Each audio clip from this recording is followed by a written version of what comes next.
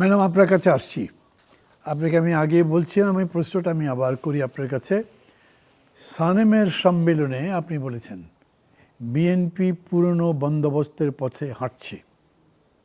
আচ্ছা, ওদের বিএনপি এই সরকারের কিছু প্রাথমিক যে পদক্ষেপ সেগুলা দেখে নিশ্চয়ই আমাদের মনে একটা আশঙ্কা জেগেছে যে তারা পুরনো বন্দোবস্তের পথে হাঁটছে। একটা আপনি উদাহরণ দিই, একটা দুটো।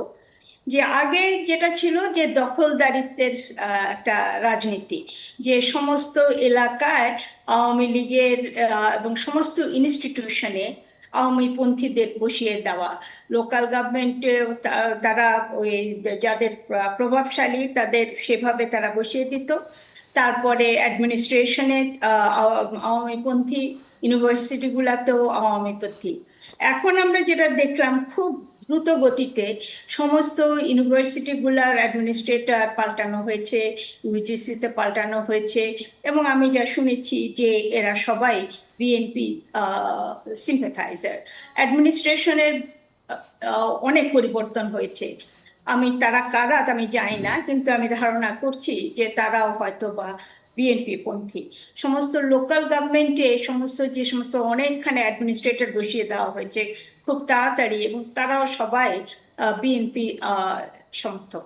অতএব এইটা দেখে যেটা সন্দেহ করা যাচ্ছে যে তারা আগে আওয়ামী লীগ যেমন চেয়েছিল যে প্রত্যেকটা ইনস্টিটিউশন তাদের লোকের কন্ট্রোলে থাকবে, তারপরে সেটা যদি হয় তাহলে যা হয় যে এই আবার কোনো, আমরা যদি রুল অফ ল কিংবা আমরা যদি ভাবি যে neutral administration, merit based administration, সেগুলা তো আর কোনো আর তাহলে আর হয়তো হবে না। মানে জুডিশিয়ারিকে কন্ট্রোল করে তারপরে যে একটা অ্যাডমিনিস্ট্রেশন করা, আমরা ভেবেছিলাম যে খুব তাড়াতাড়ি যদি আমরা একটা সিগন্যালিং দেখি যে না, জুডিশিয়ারি খুব নিউট্রাল ভাবে কাজ করতে পারবে।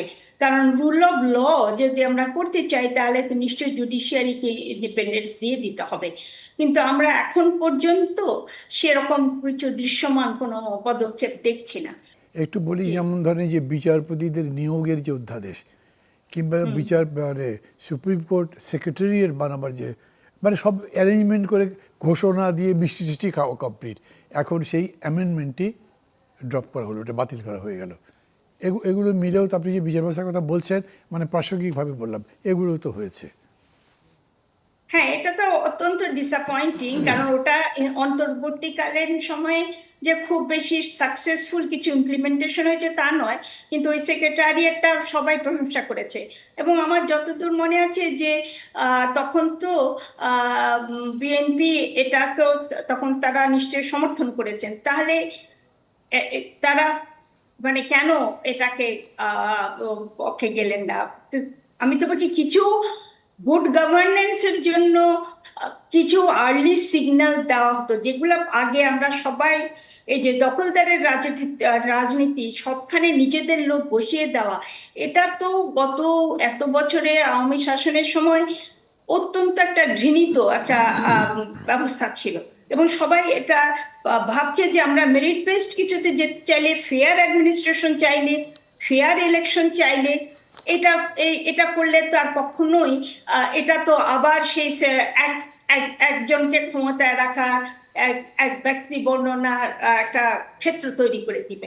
অতএব এই জন্য এই আর্লি সাইন গুলা আমাদের সবাইকে অত্যন্ত চিন্তিত করেছে। এবং আমি বলবো এই সরকার, if they are hearing, listening to people, তাহলে তাদের খুব তাড়াতাড়ি একটা কারেক্টিভ মেজার, কারেক্টিভ সিগন্যালিং দেওয়া উচিত যে না, তারা সেই পুরনো পথে হাঁটছেন না। আর তারা যদি এটা না করেন তাহলে মানুষ ভাববে যে তারা তো 2 মাসের মধ্যেই ভেবেছেন, যেটা একটা ভ্রান্ত ধারণা হবে যে তাদের হাতে সব ক্ষমতা চলে গেছে।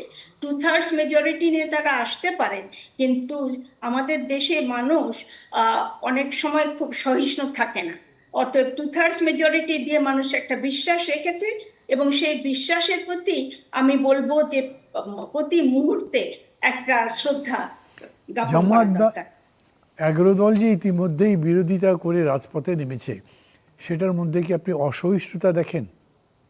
এর মধ্যে আবার আমি বলি জামাতের আমির এই যে এখন হাম একটা অনেক বড় প্রবলেম, অভিযোগ করেছেন যে হাম নিয়ে এবং জ্বালানি নিয়ে সরকার লুকোচুরি করছে। এটা আসলে কেন হচ্ছে, কি কারণে হচ্ছে এবং এটার সমাধান কি, এগুলোর ব্যাপারে ডিটেল কিছু না বলে প্রতিদিন মারা যাচ্ছে কিন্তু কিছু করতে পারছে না। তার মধ্যে আবার সরকার উচ্চ পর্যায় থেকে বলা হয়েছে যে এটা আসলে বিগত সরকারের ব্যর্থতা, কারণ তারা হামের উপরে এর আগে ওই যে টিকা ইত্যাদিগুলো কিছুই করে নাই। এখন সাংবাদিকরা জিজ্ঞেস করছেন গত 16-17 বছরে হামের অবস্থা কি ছিল যে তাদেরকে দায়ী করা যাবে যে তারা কর্তব্যে অবহেলা করেছে। এই মিলেও আবার ওই একই প্রশ্ন হচ্ছে, ওই লুকোচুরির প্রশ্ন আসছে, সরকার যথাযথভাবে তথ্য আমাদেরকে জানাচ্ছে কি না। এখন আমি বলবো, এই জন্য আমি এই সরকার মাত্র 2 মাস হয়ে এসেছে, তো আমি বলবো যে আমরা তারা ধৈর্য ধরে হয়তো অপেক্ষা করতে পারি। তাদের হাতে সব তথ্য হয়তো তাড়াতাড়ি নেই, কিন্তু আমরা জানতে চাই যে এখন যেটা হয়েছে আগামী মাসে ওনারা কতটা করবেন, আগামী 6 মাসে কি করবেন, কতদিনে সবার উনি ভ্যাকসিনেশন দিতে পারবেন।